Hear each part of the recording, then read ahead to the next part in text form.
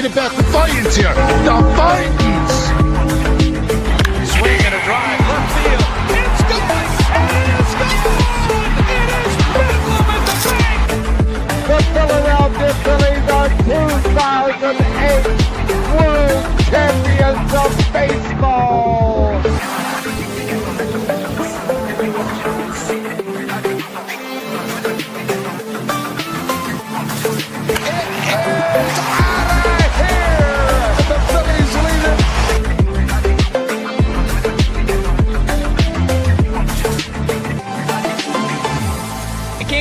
Podcast right here. You already know. Go fucking subscribe. You are now listening to the 302 Birds Phillies postgame show with KJ McCoy, Jesse Sharon, Dalt, and Fratty. Proudly powered by TickPick. Check out the link in the bio for $10 off your first order today. Let's take it to the show. Yo, what is going on, ladies and gentlemen? We are back after a weeks-long vacation. I am back here on the 302 Birds Network, 302 Birds podcast, to bring you the Phillies post-game show here on 302 Birds.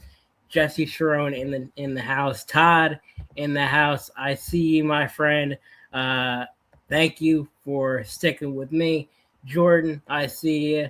It's hitting season indeed, ladies and gentlemen. And I'll tell you what, let's just do a little recap, if you will, of this last week and a half, 2 weeks, we'll say. Ever since that corn game, that beautiful game in the corn, the Phillies, Twins, the Field of Dreams game, something switched. A switch flipped, if you will. The Phillies, they cannot stop winning right now. It is absolutely unbelievable. They won 8 straight. Alec Boehm is one of the best hitters on the team, if not in the National League at this point. He's hitting like 280. The pitching has been fantastic. Andrew Painter threw 7 innings fantastically tonight. Everything that was going wrong post-trade deadline for the Phillies has turned around. We've swept the Marlins. We've swept the Twins. We have been amazing so far against the Cardinals. And I don't think this is going to stop anytime soon. I really don't. They play 1:35 tomorrow against the Cardinals. You've got Sanchez on the bump. He's been obviously outstanding. So I don't think 9 wins in a row is out of the question for the Phillies. I don't understand where this is coming from. I really don't. But I'm here for the ride. And I hate to say it, man. I think they pulled me back in. Because watching these post-game shows for months, this team has, for whatever reason, not been able to be on the same page. One night, the pitching is off. Another, the hitting's off. Now it's a cohesive unit. Everything's falling into place. It's beautiful. Even when O'Ryan the other night falls apart, what do the bats do? They back him up and they walk it off. I don't understand where this is coming from, but I agree. I 100% agree, Jordan. I think that game, the Field of Dream game, was a little bit of a wake-up call. They must have gotten together and were like, hey, man, like, this isn't us. It's not, because how do I put this?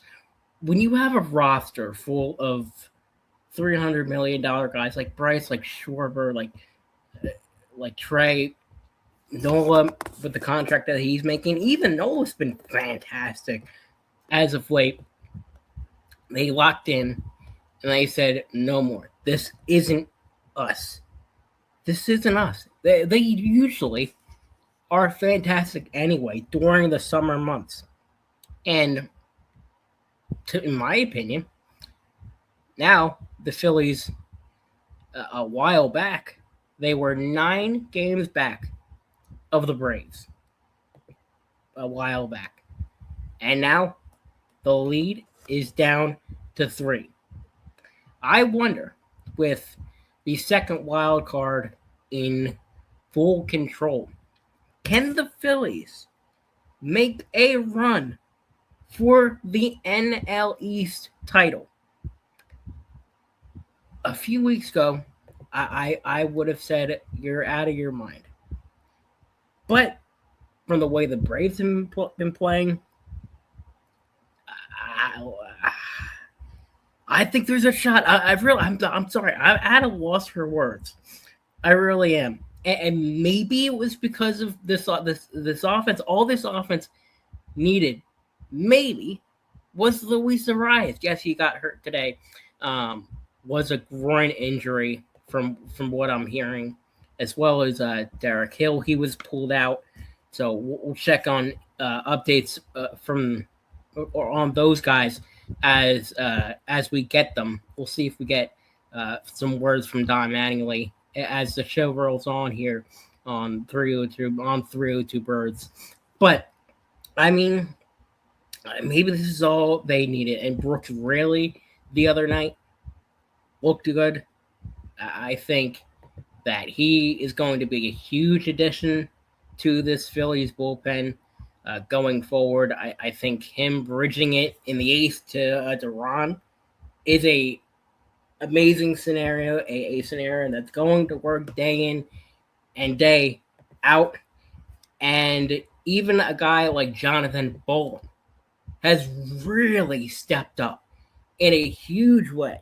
I'll tell you what, Caleb Cotham has been a guy that he hasn't had the best year for this bullpen, but he in the past has made guys like Jeff Hoffman, a guy that was a nobody that turned into a somebody. And I really see the vision with Jonathan Bolin and the plans that they have for him. And he's not due for another contract for another few years. He's with the Phillies long term. So that trade that they got him for Matt Strahm, I don't like crediting Dave Dombrowski with a lot of things, but I think he nailed this on the head. I really do. Chef Nick. Hey, Nick, what's up, brother?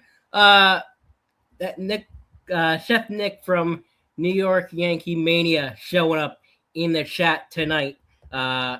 If you guys haven't already, a few days ago, I did a show with the legendary Joe from New York Yankee Mania. We were supposed to have Mark Garza on the show. Technical issues got in the way, but I was able to give my perspective on things like Don Mattingly to that New York audience. And listen, I know a guy in New York territory, a Philly guy in New York territory.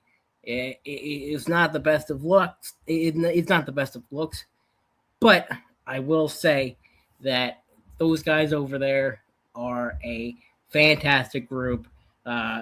Chef Nick, Joe, Evan, all of the guys, John, everybody there involved so far has been amazing, and I will be hopefully on that network more going forward, doing hopefully maybe some play-by-play opportunities. They may come my way when the Phillies play the Mets or the Phillies play the Yankees, something like that. So check out my work over there on NY Yankee Mania. But back to the Phillies. Todd coming in. He says, Braves out here aren't doing too good yet. Howard Askin still thinks the Phillies will miss the playoffs. I still think they'll make it now. At first, I didn't think they would, but they're playing great. Listen, okay. Here's my thing about the playoffs. I never thought that the Phillies were not going to make the playoffs. I thought the Phillies, just from the rest of the competition in the NL East, I thought there was no way in hell that the Phillies would not make the playoffs. Probably as a wild card team, from the way that obviously, yes, there's been a step down. There's obviously been a step down from years past, like 2023 when we knocked out the 100-win Braves, 2024 when we lost to the Mets in the playoffs. I think there's a step down here, but I still think, man, that the Phillies are gonna get into the playoffs pretty easily, probably as a wild card team. I don't think that the Phillies are going to win the East just because of how bad the Braves, just because of how good the Braves are. But that being said, the Phillies also seem to do their best damage when the wild card is in play here. You'll remember a few years ago when the Phillies played the Cardinals in 22. They made it all the way to the World Series, and then they played in the wild card the very next year against the Marlins, and look what happened. And they made it to the NLCS. Now, obviously, that series did not go well. I would know. I was there, Game 7. It was absolutely horrible. But I excuse me, I still think that the Phillies are going to make the playoffs. Carson's still looking good for the Birds so far. I'm absolutely a Birds fan. And speaking of, looking forward to a Eagles preseason post-game show. I think we're going to try to run that tonight. Me and Dalton will be bringing you guys coverage of the Eagles-Patriots game and as well as the we'll say not fallout, but the fun stuff that went on in the Eagles training camp. There weren't too many major fights, but it didn't get too spicy. But there was some spice. But I'll tell you what, the Phillies, they're bringing their own sort of spice, and Andrew Painter is bringing plenty of that spice. He had an absolute masterclass tonight on the mound for the Philadelphia Phillies. He went the furthest he's ever gone as a Philly so far in his career. He went 7 innings, 1 run ball, and 8 strikeouts. A bunch of first pitch strikes. He was sensational. And from the way that this starting rotation has been so far for the Phillies, I think at this point in the year, I think I trust them in a playoff series.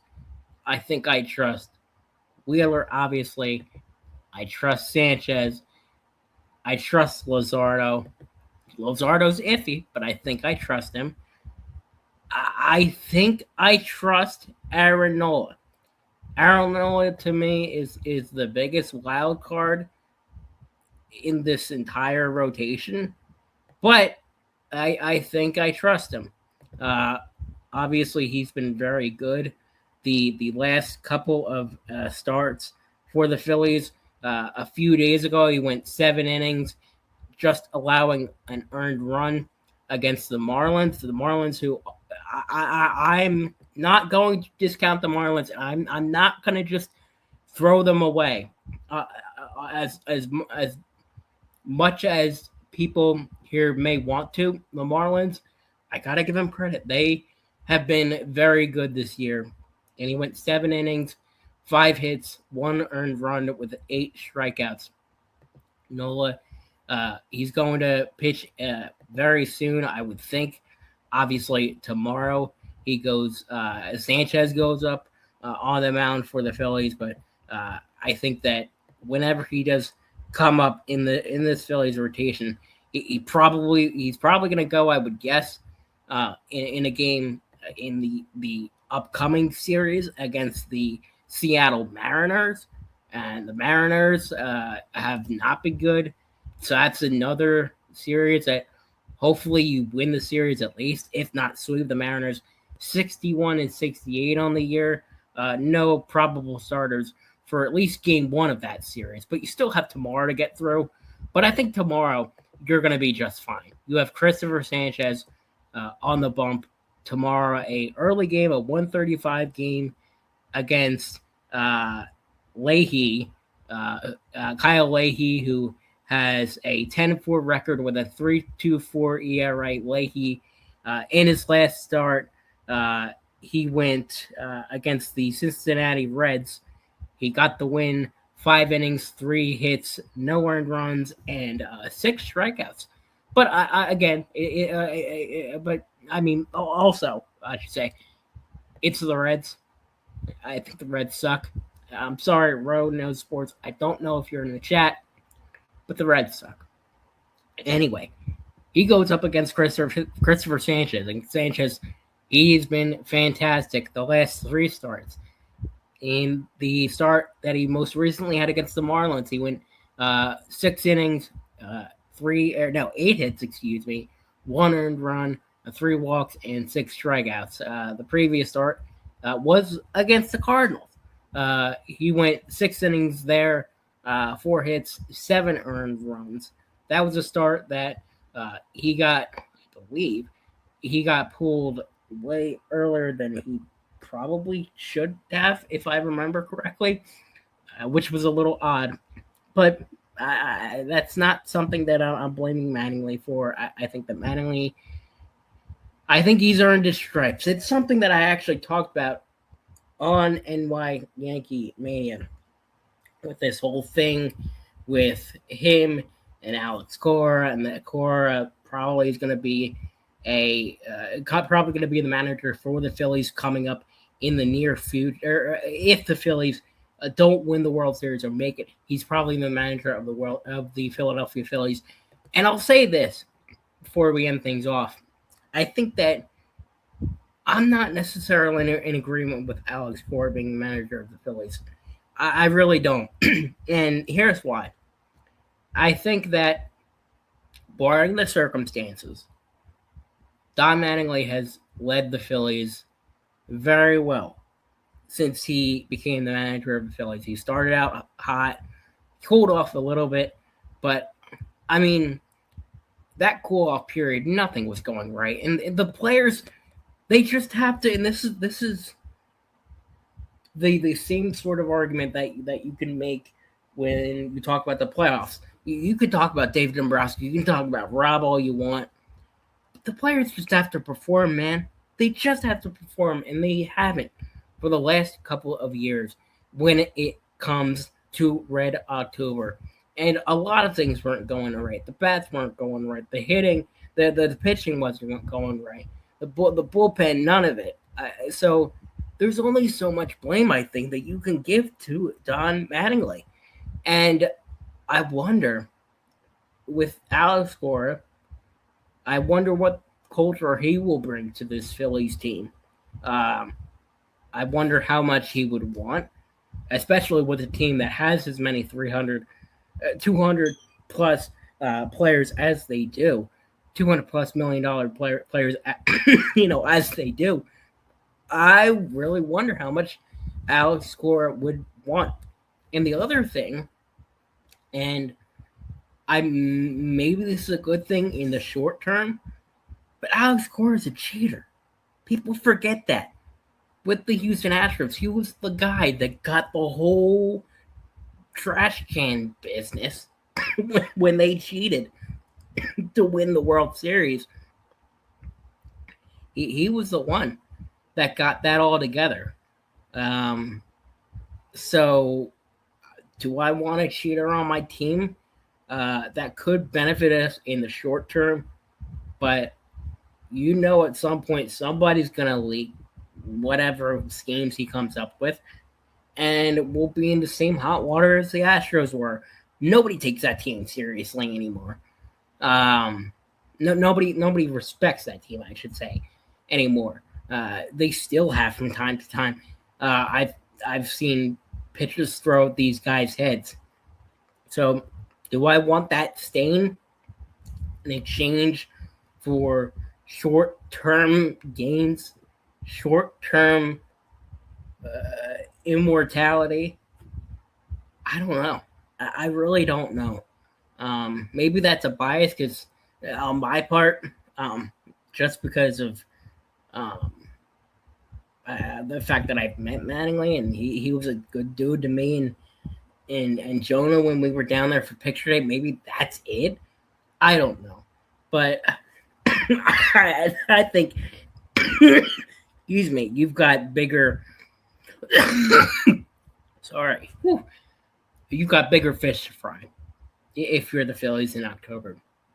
I think the president of baseball ops, Dave Dombrowski, he needs to be seriously considered in terms of a conversation of letting him go. I think that Kevin Long is the guy that does not get talked about at all. At least I think in the Phillies don't talk about it. Don't even consider letting him go. I think that the Phillies should at least consider letting him go if the Phillies fall apart again in October. And I think that you need to move some things around with the hitting core or the pitching core, something.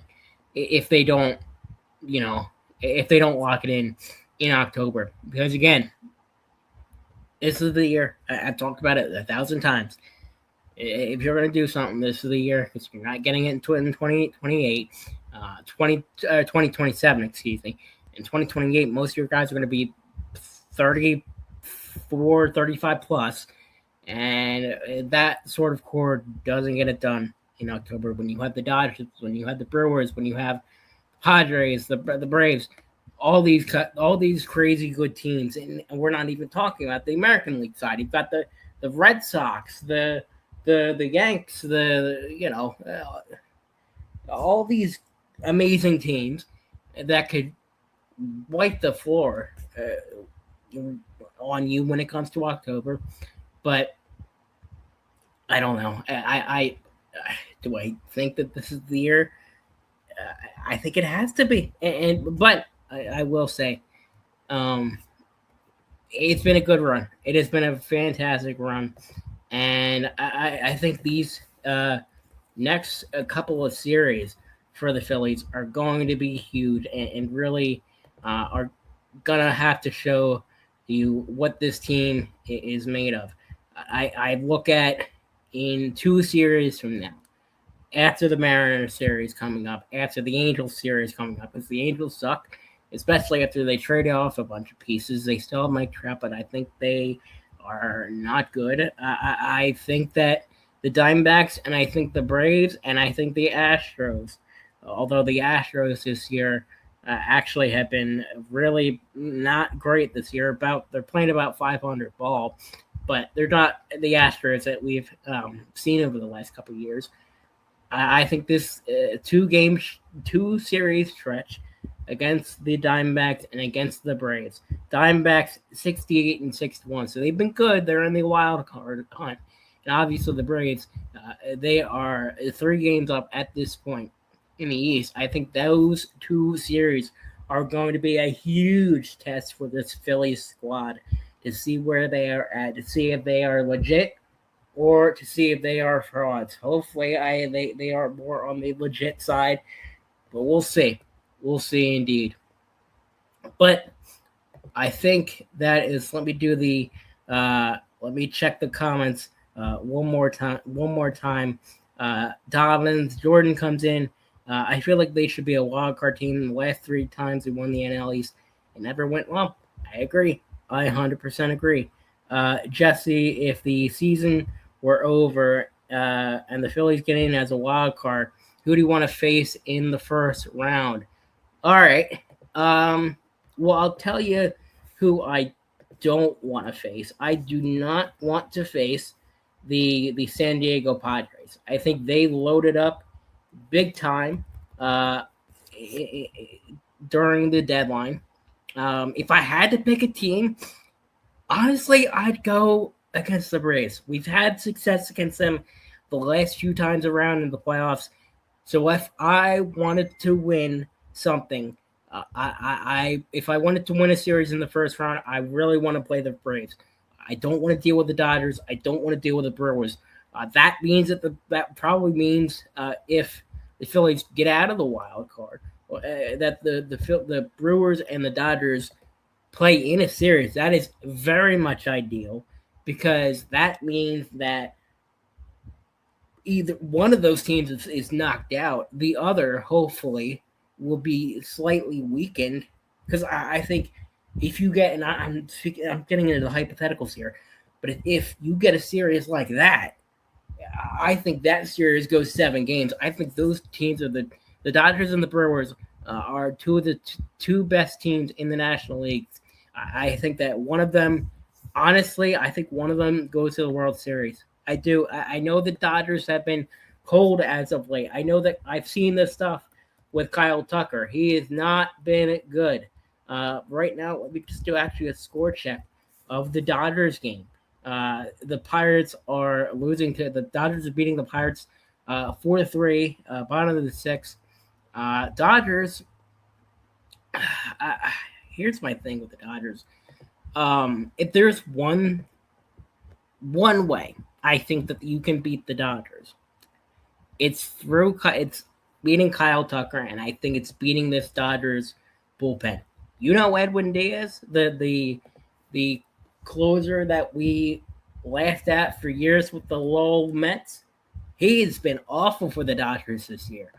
Tanner Scott has really been a placeholder for him in that Dodgers bullpen, but I think if there is a way that you beat the Dodgers, I think it's got to be, through the Dodgers bullpen, because that Dodgers rotation with Ohtani last now and all these other dudes, it's nasty. It really is nasty, and that concerns me a lot because the bottom of this Phillies lineup can be suspect at times, but Alec Boehm, again, has been amazing this year. Brandon Marsh started off cold, but he's been hot. But you get to the top of this lineup with Kyle, with Trey, who's heated up in a big way, Bryce, Luis Arias, who, he's going to get on base seemingly every time. I don't know. Here's the thing about baseball, man. Baseball ain't like football. Baseball ain't like basketball, where it's a shoo-in for the Dodgers to win every time, or it's a shoo-in for a certain team to win every time. Baseball it's random. It's totally random. As much as people don't want to have this conversation, I think the Phillies last year actually kept it really tight with the Dodgers. Dave Roberts, even said that when they played the Phillies, I think I thought they were going to beat us. It was something to that effect. They were an Orion Kerkering mishap away from taking that series back to Philadelphia. And then God knows what happens, because you have the game early on in the series where they tacked on early against Ohtani. And Ohtani, I think, was due to pitch in the game 6s and 7s in that series. So I think fully healthy, fully locked in, I don't want to count the Phillies out against the Dodgers. I don't. The Brewers are another story. The Brewers scare me to death just because of the fact that they play small ball. Sal Frelick, is a guy that, he's nasty. Yelich is nasty. Mizorowski, he will probably carve you up for breakfast, lunch, and dinner, just like he did a while back when the Phillies were really struggling. He threw a complete game shutout. So I really worry how the Phillies fare against him in the regular season if we play him. But I don't want to play him. If I had to pick a team or a couple of teams right now in the wild card, I would probably want to play. I don't want to play the Padres. I'll take. I'll take my chances against the Cubs. Cubs actually right now, they're 2.5 games up in the wild card, but I'd take my chances against them. I know PCA has been outstanding, but I don't want to. I don't want to play the Padres. I do not want to play the Diamondbacks, who right now are a game back of the wild card. I don't think I'd mind playing the Marlins. The Cardinals, yeah, we'd kill them. But they're 4 games back, and then it rounds out with the Pirates, Reds, Nationals. None of those teams are making the playoffs. Yeah, I'm sorry, Nationals fans. Love you, but no, it's not happening. But we'll see. I'd probably take my chances against the Cubs, though. Now, that series, if the playoffs ended today, I think that series would be in Wrigley, I believe. Yeah, it would be because the Cubs are first in the wild card. The series would be in Wrigley, so that kind of sucks. But, here's my other thing with the playoffs and this whole Red October thing. And this might be a controversial opinion here, but I'm not saying Red October is dead, but the last few years, and I think a lot of this has to do with the Phillies themselves, the bank has not been as alive as it has been the last few years. And again, I think a lot of it has to do with the Phillies and the boring games that they put on in the playoffs. I mean, literally, 2022 World Series, one of those games that get no hit, literally no hit. So, I mean, I don't know. I look at the Cardinals series in 22, and we came in complete underdogs. We barely made it that year, and down to our teeth and nails, we got it done. We came back and knocked out Yadier Molina and all those old heads in the playoffs, and then you go in against the Padres and win a few games there. The Braves in Sherwood Park, you won a few games there. So I think that the Phillies could probably win a few games on the road this year if they made the playoffs. And this year, on the year, the Phillies actually have a winning road record. The Phillies have a 35-28 record on the road in the 2026 regular season. Home, they are 37-30.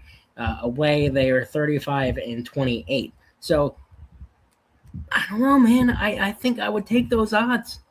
And then potentially get a longer series in the next round, in the division round, let's say against the Braves or something like that.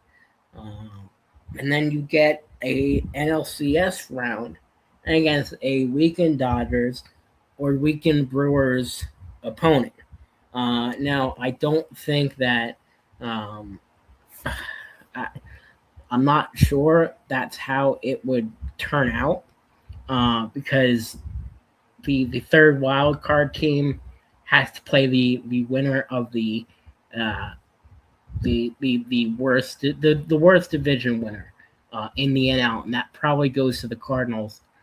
So you probably, if you were that second spot in the wild card, and again, we've still got 2 months, you probably would end up playing the Dodgers or the Brewers in that second round if you won a wild card game, a wild card series against the Cubs or the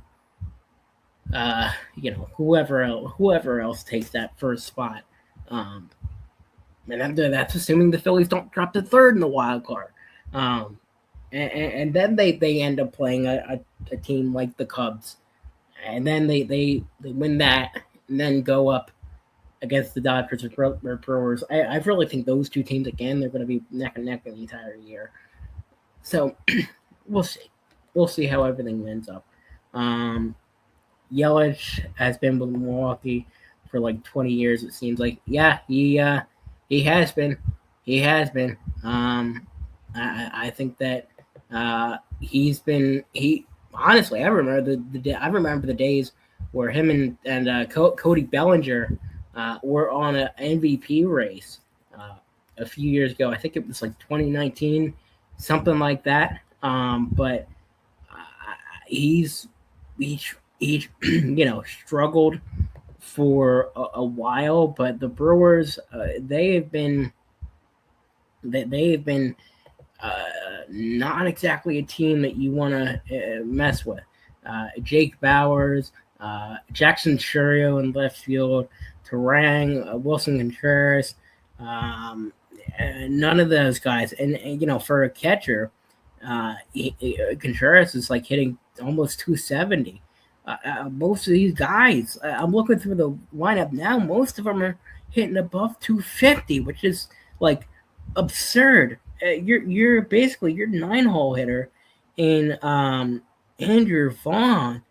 Yeah, he's hitting what? 305 is like your 9-hole hitter. That's crazy. That is absurd. Gary Sanchez is still on the team, and even Gary Sanchez is he's been fine. He's hit like 10 home runs. But Jake Bowers actually leads the team in homers with 23. So none of these guys, it's a well-balanced lineup, and I don't know if I necessarily want to face them. Now, in terms of the the starting pitching, I don't want to play that either, because you still got a bunch of these nobodies that turn into bona fide aces. It's crazy. McGill has been outstanding in their bullpen, but let me look actually real fast at their pitchers, because I really want to see how good they really have been. Just give me a second. Pitcher stats, because I know Mizorowski has been amazing. He's probably going to win the Cy Young, but they've got as a team they have a 3.43 ERA, 3.53 runs allowed per game, a WHIP under 2. But let's see here. Okay, obviously Mizorowski's been outstanding, 1.680 ERA, 13-5. Kyle Harrison, I know he got hurt a while back, but he has I'm not sure if he's healthy now, but he's 10-3 with a 2.84 ERA. Aaron Ashby, again, these nobodies. This guy, he's got a 2.3, 2.5 ERA. Shane Dorhan, 6.4, 3.6 ERA. Logan Henderson, 2.60 ERA.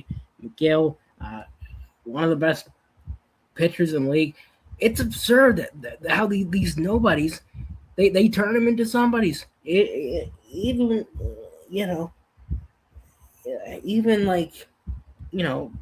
Trevor McGill. I remember Trevor McGill when he sucked with the Mets, and they're turning him into a beast. And here's why I don't want to face him, because we don't do good against the nobodies. We really struggle against that. I remember a few years ago that Phillies Diamondbacks series. D-backs, they play small ball. They play under the radar. The Brewers, I think they do that very well for a team that is as good as they are. I think they do that. But we will see. how things shake out. I'm going to get off of here, though, because the Eagles are in a battle, it seems, with the New England Patriots. Just the score on that, 14-17 in the fourth quarter. So we may or may not have a post-game show for that coming up with me and Dalt, but we'll see how things turn out in that regard. But anyway, if you haven't already, please like, comment, share the stream, and do all the things. Hit the notification bell for the next time we go live. I'm back. I may be in a more limited capacity, but I am back. I start up college very soon. On Tuesday, my final semester of college. So I'm going to be on here as much as I can. But we still have fantastic members on the team, like Jonah, like KJ, Dole, all these guys. But I'm going to be riding or dying with this team as much as I can throughout the year. And we'll see what happens. Phillies win 8 in a row, going for the 9th tomorrow. Christopher Sanchez on the bump. So it's probably a win, but we'll see. But if, again, like, comment, subscribe, follow us on Instagram, 302birds on Instagram, 302birds on all the platforms. But yeah, that being said, I'm Jesse Sharon. Thank you all for watching. And as always, let's go Phils. The Vikings. Swing and a drive, left field. It's gone. It's gone. It is Bedlam at the bank. The Philadelphia Phillies are 2008 World Champions of Baseball.